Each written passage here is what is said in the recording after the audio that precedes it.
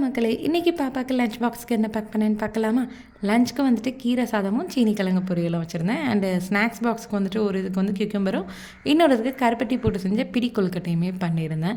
பாப்பா ஸ்கூல் போனதுக்கப்புறம் நாங்களுமே எங்களுடைய சாப்பாடு ரொட்டீனை மாற்றியாச்சுன்னு சொல்லலாம். எப்போ 10:30க்கு மேலே சாப்பிட்றதுக்கெல்லாம் இப்போ 9:30க்கே சாப்பிட்றதும் அண்ட் ஹெல்த்தியும் கூடனே சொல்லிக்கலாம். ஏன்னா இந்த பிடி கொழுக்கட்டை, இந்த பணியாரம் இதெல்லாம் வந்துட்டு ஈவினிங் தான் போடுவேன். பாப்பாவுமே ஸ்கூல் போனதுக்கப்புறம் தான் இதெல்லாம் பழகிட்டா.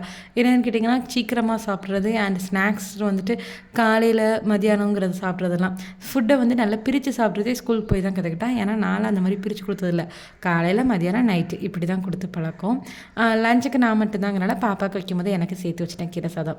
எனக்கு மட்டும் சொல்லிட்டு ஏன் 2 பிளேட் போடுறேன்னு பார்க்கிங்களா, காக்காக்கு தான்.